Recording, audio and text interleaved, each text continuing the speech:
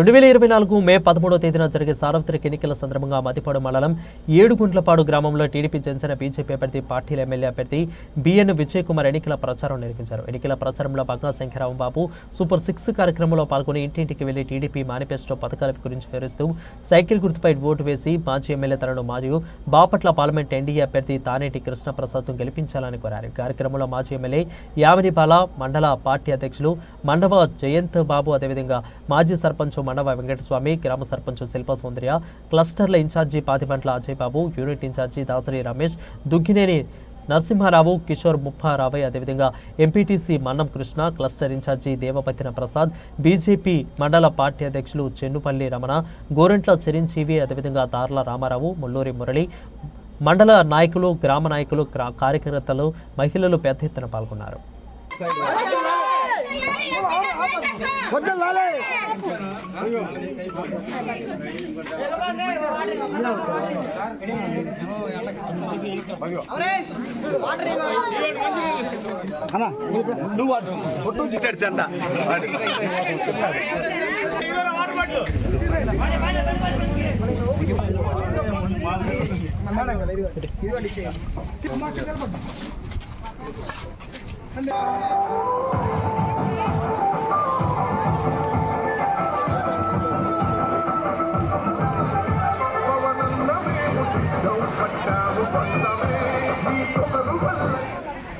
ప్రజల తెలుగు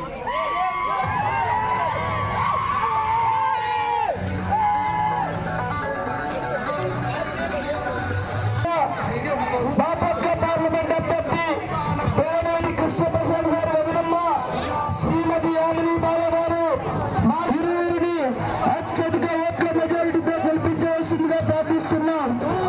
అందరితో గెలిపించుకొని నారా చంద్రబాబు నాయుడు గారికి కానుగ్గా ఇవ్వవలసిందిగా ప్రతి ఒక్క ఏడుగుండ్లపాడు గ్రామ తెలుగుదేశం పార్టీ కుటుంబ సభ్యులకి, తెలుగింటి ఆడపడుచులకు, జన సైనికులకు పేరు పేరున ధన్యవాదాలు తెలియజేసుకుంటూ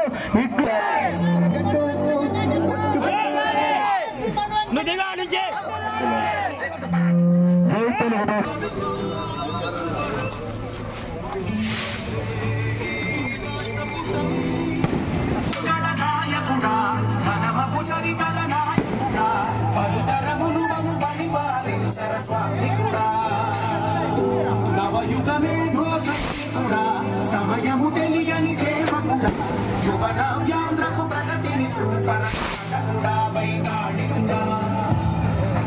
ప్రతి ఇల్లు నిన్నే పిలిచింది. అందరికీ గుర్తు చేస్తూ ఉంటాం. ఈ ఊరికి ప్రత్యేకంగా ప్రేమ ఆ రోజు అప్పుడు వేసే శ్రీముడిని ఈ ఊరికి తీసుకొని వచ్చాం.